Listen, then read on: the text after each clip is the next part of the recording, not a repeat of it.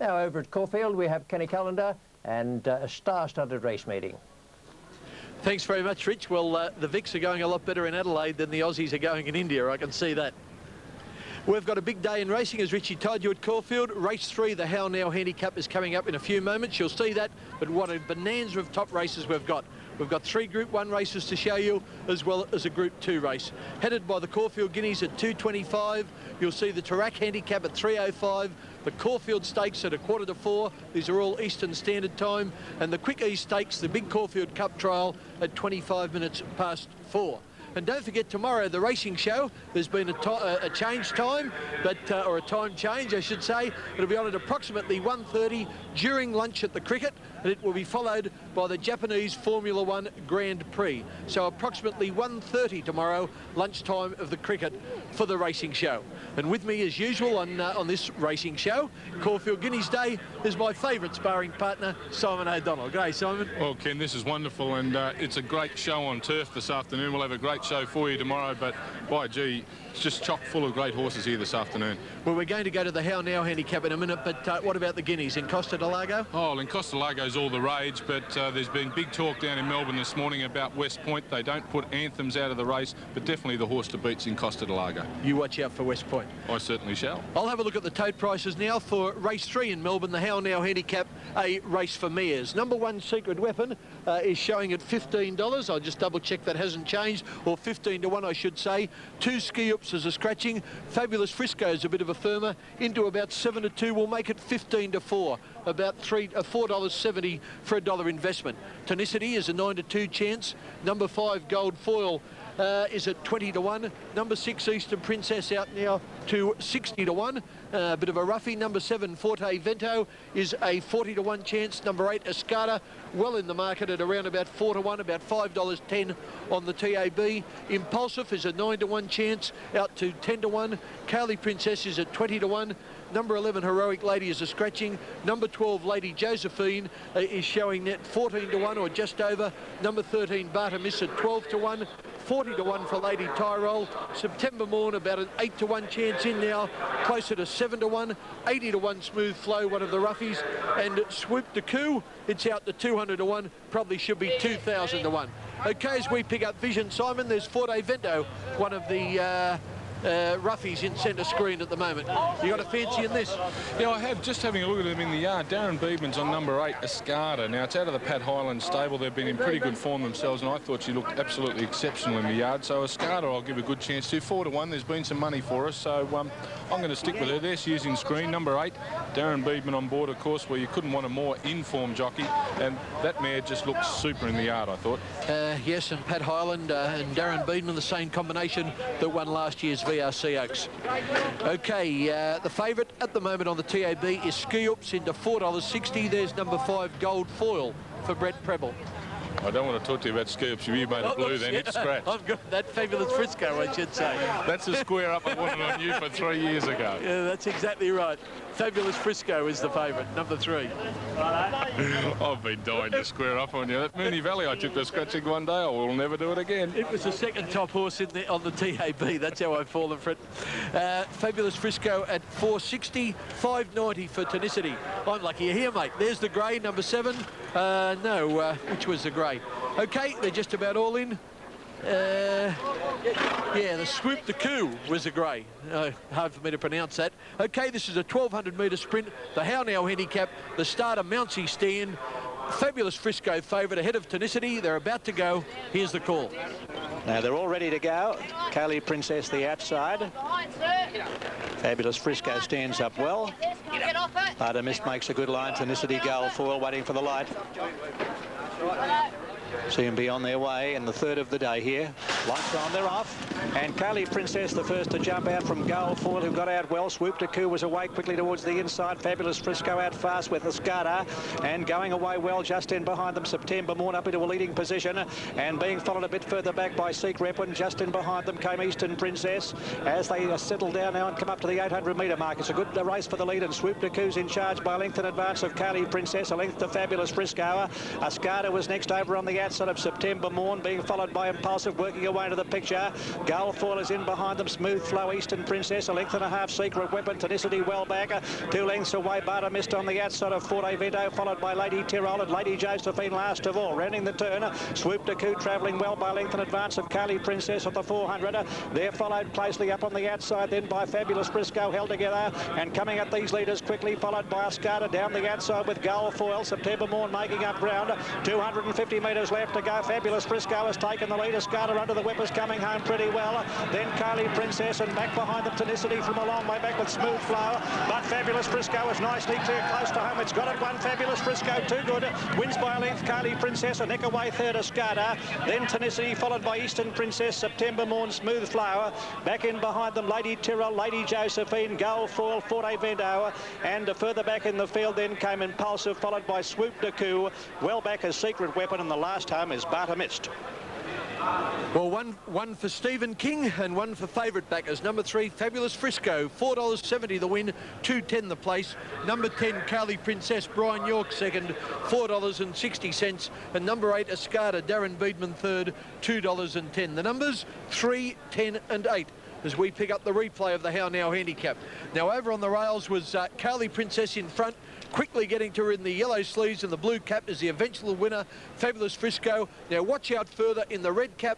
That's Darren Beedman on Escada. At this stage, Simon, I thought she was going to win, but over the last 150 metres, there was only one horse in the race, Fabulous Frisco. Yeah, just had that little bit of kick, a little bit left, Fabulous Frisco. Stephen King got all out of her. Escada had every chance, came a little wide on the turn. Darren Beedman gave her plenty of room to wind up and come home. So a pretty good run, but can't take anything away from the winner. Yeah, we look at it from another angle, and she always looked the winner in the straight, except for that one just fleeting moment when Escada came at her, but when Stephen King let her down to full speed, she had more left than the other filly, and Fabulous Frisco came away to win handsomely.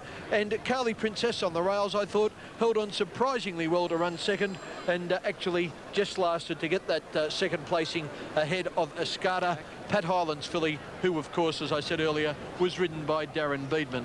There's the winner, Fabulous Frisco, coming back to scale for Stephen King. Stephen, of course, in the Caulfield Stakes this afternoon, will be riding Juggler, who will be opposing Darren Beedman on Octagonal. Who's going to win that one? We'll try and work that out later in the day. In the meantime, a break on today's special racing edition of the Wide World of Sport.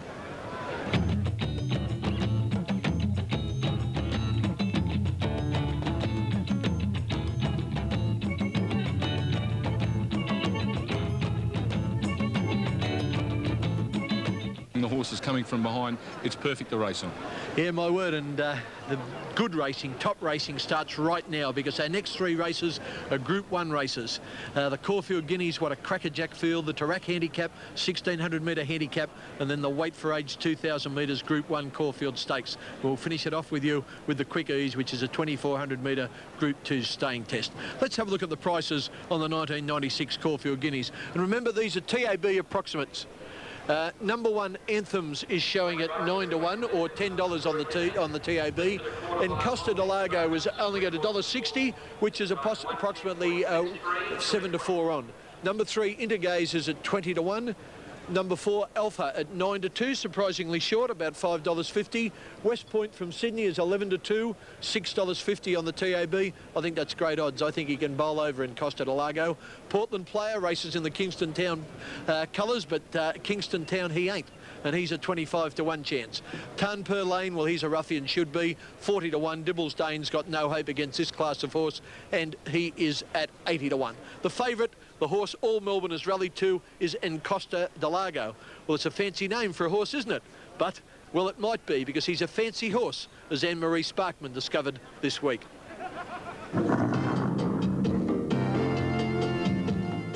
Yeah, fancy name.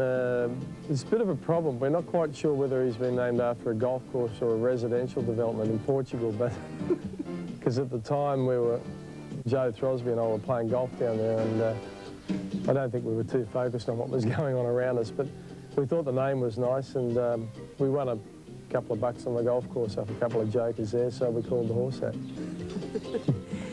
Lee Freeman couldn't have predicted on that Portuguese golf course just what impact 3-year-old Encosta de Lago would be having on the racing world right now. But this will bolt in, I reckon, on the home turn. Encosta de Lago is well clear. At his last start at Moonee Valley, enthralled punters witnessed the Boom colt unleash all his brilliance and power to destroy the opposition in the 1600-metre Bill Stutt Stakes. And in Costa de Lager comes down to record a very, very easy victory. Jockey Stephen King, who piloted Let's Elope to a Melbourne and a Caulfield Cup in '91, knows when he's on something a little bit special.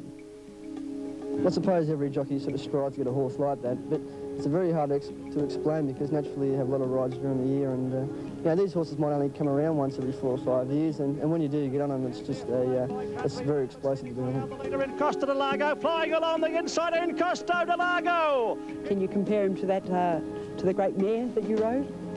Yeah, well, Let's Elope, I mean, she was great to me because I won the 2 main races, but if this horse can win a Cox Plate, I'd certainly put him in the same category. In Costa de Lago seems to have it all. A sprinter with movie star looks, a big confident horse that will invoke plenty of emotion. He's actually a very nice horse. He's just a bit bullish, you know, and a bit over-exuberant is probably the word for it. He, when he goes out exercising of an afternoon, he can be a real handful of a horse, but nothing nasty. It's just playfulness, you know. And but he's a big, strong boy. You know, he's well over 500 kilos. He's only 3 years old, so he's going to throw his weight around a bit. And he obviously enjoys it. Yeah, he does. If he can get a victim, he does. Yeah. Just, you know, his temperament and the way he gets around, he's just a professional. Lee says he's a bit full of himself at times. He is, I suppose. He's a typical male. Still, Lee Freeman is not letting spring fever get a grip. Encosta has already won 2 Group 2 races and a Group 1 from only 5 starts. But the big occasion trainer is refusing to be drawn into Cox Plate speculation. Here's the winner. He's all quality in Costa de Lago. For now, the Caulfield Guineas is Encosta's most important mission. He's got a long way to go yet, but he's certainly potentially one of the best horses I've been aboard. Oh, I think he's a really good horse. You know, that probably sounds like an understatement, but when you've dealt with some of the horses we have, we think he's, you know, probably right up there.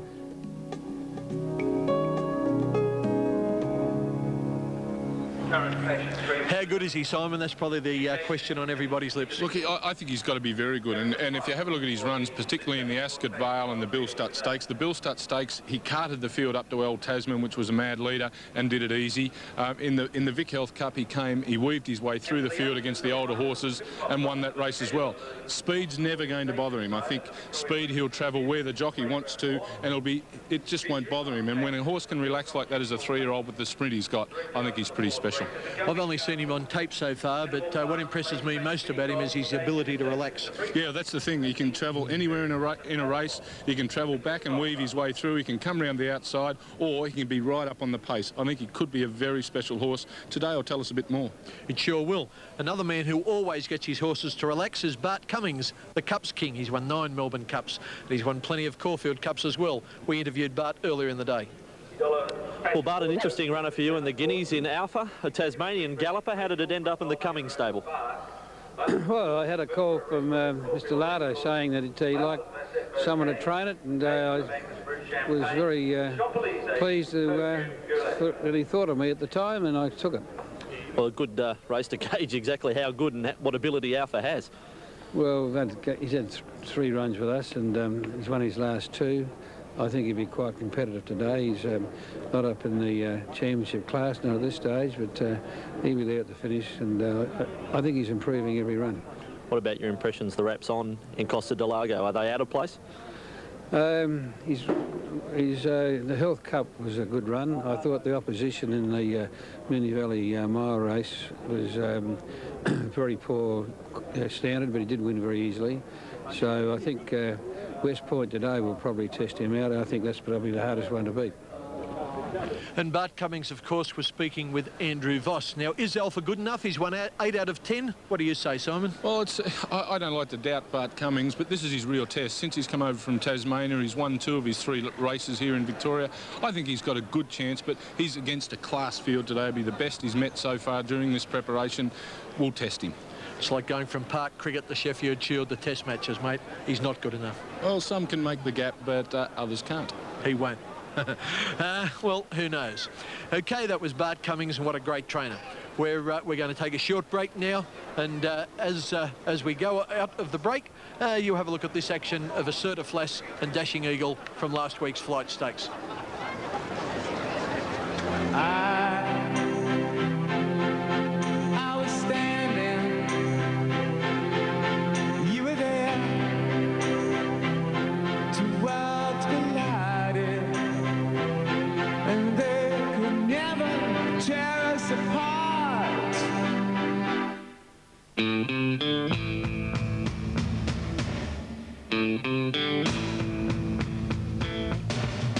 We could live for 1,000 years, but if I hurt you. Well, here we are back at Caulfield, and that's the new stand, glassed in front, and well, it's certainly a stand for all conditions, whether it rains or it's windy. Facilities are always good and always comfortable here at Caulfield. Yeah, they're great for the outside as well, because people that really want to get the atmosphere of the races and don't overly like it behind the glass, there's plenty of room out in the outer as well, and they can still hear the hoofs cluttering up the straight. And look, it's just a great atmosphere at Caulfield, and it's a great place to watch racing. Well, if Encosta de Lago is going to be beaten in the Caulfield Guineas, I think the horse to do it will be West Point. And West Point is trained by just about the trainer of the moment, and certainly the lady of the moment, Gay Waterhouse. And not only does she train West Point, but she also trains Juggler, who's running later in the Caulfield Stakes. Andrew Voss has just caught up with Gay. Well, Gay always confident. I guess today reason to be even more so. Well, I think so. We've got three very nice horses here today. We've got the exciting 3-year-old West Point, who contests the Guineas. And, of course, it's the two Boom horses. We've got the Boom horse from Sydney, and Lee's got the Boom horse in Encosta de Lago from Victoria. They've got a horse called Darbas, who's in the Toorak, and he's a very handy horse. Comes from back of the field and will run home strongly. And then, of course, we've got Juggler, who I think can win the Caulfield Stakes. Okay, some wonderful horses have won the Guineas when you look back at previous winners. What about at West Point, ready to make that step to Group 1 winner? Yes, I think he is. I think he's well and truly ready. Dad was extremely confident during the week as well. Yes, well, he should be. He's a very exciting horse, a very exciting 3-year-old, and I think the punters will be very pleased to see him here today. And Gay, just one question on Juggler. There was a bit of cloak and dagger stuff, if you like, about possible veterinary inspection. What was the story there? Well, I got my vet, John Bryden, to ring the chief steward this morning after he'd inspected him at 6:30 to say that he couldn't have been more pleased with him. I think it was just mischief mongers. All right, Gay, good luck today. Thank you. Gay Waterhouse is always very pleasant, and well, even though they're the two main chances in Encosta de Lago and West Point, they're not the only chances in the Caulfield Guineas. A horse who I think will be well placed all the way, and he's got a big heart. There's the Sydney youngster Intergaze. Intergaze is already a Group 1 winner in the Champagne Stakes, and at his last start he finished second to West Point, and there wasn't much in it. Intergaze is trained by Rod Craig at Warwick Farm. Rod's now with Andrew Voss. Well, Rod, Intergaze, it's one of those racing stories that everyone likes to hear. Bought for, what, $15,000, and here you are in the Caulfield Guineas. That's right, Andrew, yes. It's great being here. You know, it's just been great being part of the whole lot of it. So, I suppose it's, you know, it could be a lucky buy. You know, there's other horses I bought for $15,000 haven't been too much good, but he's just a lovely horse, you know. Well, in this company, can you have reason to be confident? Well, I mean, I'm confident in myself, like I'm sure Gay is and Hawkeye is and everybody else, especially Lee. I mean, he's a wonderful horse on the way up, Lee's horse, and it just makes for a great race. But I couldn't be happy with the way My Black's gone. You know, he's handled this way of going, everything's been fine, so I'm confident in my own way, you know, yeah. That's it. Well, we've spoke plenty about the Caulfield Guineas. Simon, let's get on to the Caulfield Stakes for a while. Juggler or Octagonal? I shouldn't even have to ask you. No, you shouldn't have to ask me either. I'm not jumping off the Octagonal bandwagon. I've been a big rap for the horse ever since a 2-year-old, and I'm not jumping off. To see him find his form in the Underwood last start was great. I think the extra furlong will help him the world of good. Juggler's going to be hard to beat. It's his first run down here this time, the Melbourne way. I'm going to stick with the old big black horse, and I'll tip Octagonal. Well, Darren Beedman, who's ridden both horses, is pretty keen on Octagonal. He thinks he can beat Juggler today. I don't know. I just think Juggler might have a bit much toe, but Juggler's going to be at short odds. Here's an early TAB assessment. Remember, these are very early prices, and they could change a little before post time. Just over even money, about $2.10 for Juggler on the TAB. He's the favourite. Station Hand is a 100 to 1 chance. Magnet Bay is at 25 to 1. Octagonal about 2 to 1. tote punters will rally to him. You know, it seems Joe Public loves Octagonal, and well he might, the courage this horse shows. Crying Game is a 100 to 1 chance. Valence from Newcastle's in the market, third favourite, round about 6 or 7 to 1. Peep on the Sly is at 20 to 1. Cheviot at 12 to 1. And Arctic Scent at 14 to 1. But there's not so much in the pool yet. Those prices will change just a little. But one thing you can be sure is that there'll be plenty of money for Octagonal. Octagonal is trained by John Hawkes. Here's Hawksy with Andrew Voss.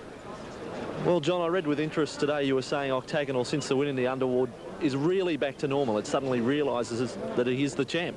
Oh, I think he is, Andrew. He went through that period sort of when things weren't going right. He had a couple of unplaced runs, and I suppose we were putting him under different sorts of pressure, blinkers and things he didn't like. And but since that he's just bounced back, and he sort of thinks he's a champ again now. But he has done very, very well, and couldn't be more pleased with him going into today's race. John, a comparison between Octagonal today and this time last year, I think third, the Caulfield Guineas. Well, I think he's better now than what he was last year, in the sense that he's a lot more mature and a lot more grown up than what he was last year. He was a horse sort of on the way up, as a 3-year-old, whereas I think he's been there and done it now, and he's just continuing to do it. Well, it sounds like you're as confident as Gay Waterhouse is with Juggler.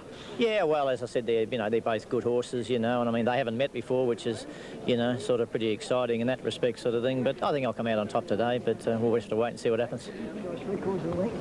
Yes, John, I think you're going to come out on top. I think Octagonal will win and it'll beat Juggler. And earlier in the day, Ken, Johnny Hawkes had a bit of luck with Le Mans in the 2-year-old race 1 here today. It finished down the outside rattling. It's by Quest for Fame, it's an English Derby winner, and this was a super run. You'll see it in the cerise colours, the second widest runner. That's Rancho Red. Just behind him, you'll see him staying to finish on. Dan Day is leading on the rails. Outside him is Daring Display. On the outside again then is the Friedman runner. But you'll see here, it's just a fantastic turn of foot from Le Mans. Daring Display starts to come out onto Le Mans. He keeps going in a straight line. Darren Gauci just reassessed there, just took him out at probably another metre. And the last 100 metres of this race is just sensational from a 2-year-old. There he is, getting now to Dan Day. And Eddie Wilkinson looks across as they pass the post as if to say, where did he come from? And that was a super run from, look, Quest for Fame just seems to be taking all before him already. An English Derby winner, as I said, and he could be a really good breeding proposition. Well, Quest for Fame's had 3 runners in Australia, and already he's had 2 winners, and 2 winners and a place getter. And he's already sired winners in France, 2-year-old winners in France, so he's going to be something special. He, of course, is standing at the Woodland Stud in the Southern Hemisphere time, and Woodland Stud have had a picnic today because they've won 2-year-old races in Sydney, Melbourne and Brisbane, and I think this is going to be a bit of the main all year. And riding the Woodland Stud representative in the Caulfield Stakes, Octagonal, of course, is the man who goes so well on him. He's won 5 Group 1 races on him. That's Darren Beedman. Andrew Voss caught up with Darren. Well, Darren, in the Guineas today, you link up with Intergaze. First time? Yes, I've always been an admirer of the horse, so it's good to be able to get a chance to throw my leg over him. Is it not out of the question to say Intergaze is right up there with a chance? Oh well, he's a Group 1 winner, so he's certainly going to be one of the fancied runners in the race, and he'll be there hopefully at the finish. Okay, on to the Big O then for the Caulfield Stakes. It must have been a great feeling last start to be back on board and back to his best. Yeah, it was great to be able to get the horse back into winning form, and being associated with him. 5 rides for 5 Group 1 wins for myself, and he's got a real public following, so hopefully we can keep the ball rolling today. Did everything seem the same with Octagonal when you linked up? He did. If anything, he seemed a little bit more livelier than when I was riding him in the autumn, going into the race. But he wanted just to run off a little bit free in the initial stages, but he settled down good after a while, and he really showed that great courage and will to win over the concluding stages. Well, some wonderful finishes at Randwick last weekend. Could be the same again today, Octagonal and Juggler. I hope so, yeah. That's what racing's all about, and that's what we're here for. Good luck, Darren. Thanks, Andrew. Thanks very much, Darren. Okay, and as we lose Darren Beedman, we see the runners coming into the enclosure for the $500,000 Caulfield Guineas. Simon, before they're all in, why don't I have another look at the TAB? Okay, number 1, Anthems is at 8 to 1. Anthems, of course, has won a Group 1 race in Brisbane. the Castlemaine Stakes. Number 2 in Costa del Lago, still $1.60, which is approximately 7 to 4 on. Intergaze seems great odds, coming in a little now, about $18 on the tote, about 16 or 17 to 1. Alpha, $6.40 odds of about 11 to 2. West Point, I think he can bowl over the favourite. I think he's got a great chance, $5.60 or 9 to 2. Portland Player is a 25 to 1 chance, 40 to 1 for Tarn Per Lane, and Dibbles Dane at 80 to 1. He's the roughie of the field, trained by Anthony Cummings.